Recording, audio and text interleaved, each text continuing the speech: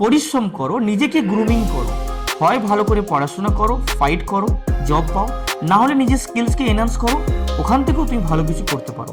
Tension না নিয়ে দেখো তোমার কি সিচুয়েশন এবং তুমি কিভাবে আগে যেতে চাইছো।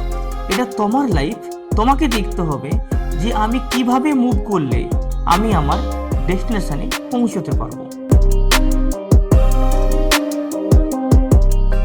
কারণ যারা জেনারেল ক্যাটাগরি থেকে বিলং করে, বিশেষ করে যারা ছেলেরা, ওদের জন্য অনেক টাফ হলো। কিভাবে দেখো, এটা ছিল আগের সিস্টেম। সেখানে জেনারেল ক্যাটাগরি ছিল 55%, ওবিসির জন্য 7%, এসসির জন্য ছিল 22%, এসটির জন্য ছিল 6%, এবং যারা ইডব্লিউএস ইকোনমিক্যাল উইকার ওদের জন্য ছিল 10%। কিন্তু এখন থেকে এই 33% সব জায়গাতে অ্যাপ্লাই হবে, শুধু ইডব্লিউএস এর জন্য অ্যাপ্লাই হবে না।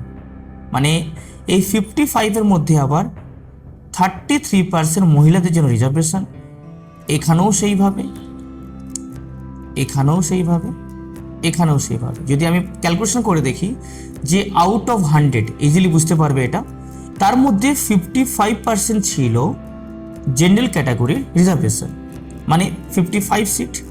কিন্তু এর মধ্যে 37 হচ্ছে দুজনের জন্য, মেলও এখানে আসবে, ফিমেলও আসবে, আর বাকি 18টা সিট শুধুমাত্র ফিমেলের জন্য।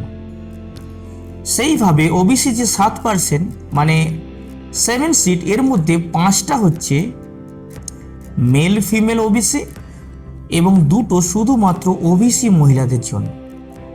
সেইভাবে এসসি 22%, মানে 22টা সিট, 15টা seat SC male, SC female, কিন্তু 7 জন শুধুমাত্র এসসি ফিমেল। এখান থেকে বুঝতে পারছো তোমরা যে 15টা সিটে মহিলা এসসি এবং মেল এসসি দুজনেই ফাইট করবে, কিন্তু মহিলার জন্য আরও 7টা সিট রিজার্ভেশন করা হলো। এবং যদি আমরা এসটি দেখি 6%, মানে 6টা সিট, 4টা সিট থাকবে এসটি মেল এবং ফিমেল, আর 2টো থাকবে ফিমেলের জন্য। আচ্ছা, 10% ইডব্লিউএস, এখানে কোনো মহিলাদের কোনো রিজার্ভেশন নেই, 10টাতেই যারা ইডব্লিউএস এর জন্য থাকবে। এবার তোমরা ভাবছো যে স্যার এখানে 37 বলছো মেল ফিমেল, মানে ধরে নাও জেনারেল ক্যাটাগরির কাট অফ একটু হাই হবে, ওখানে মেল আর ফিমেল দুজনেই ফাইট করতে পারে। মানে কোনো যদি মেয়ে ভালো নাম্বার পায় সে ওখানে চান্স পেতে পারে, এবং যেখানে রিজার্ভেশন আছে সেখানে হয়তো কাট অফ একটু লো আছে, সেখানে মহিলা ফাইট করতে পারবে, কিন্তু সেখানে ছেলেরা ফাইট করতে পারবে না। এই যে 37 দেখছো, এখানে মেল ফিমেল দুজনের জন্যই, কিন্তু মহিলাদের জন্য আরও এক্সট্রা 18টা সিট আছে। তো এখানে যারা আনরিজার্ভে আছে ওদের জন্য কম্পিটিশনটা আরও টাফ হলো। কথাটা শুনতে হয়তো খারাপ লাগতে পারে, but this is the reality, এটাই করতে হবে। দেখো, তুমি জেনারেল থাকো, ওবিসি থাকো, এসটি থাকো, আজকের সিচুয়েশন শুধুমাত্র জবের উপর ডিপেন্ড নেই। সমাজ অনেক কিছু আছে যেটা তুমি করতে পারো। তোমার যদি এটা মনে হয় যে এটা টাফ হচ্ছে, তো ডিপ্রেশন বা কোনো টেনশন না নিয়ে নিজেকে গ্রুমিং করো, এনহান্স করো, তুমি সেখান থেকে ভালো টাকা উপার্জন করতে পারো, টেনশন নিও না।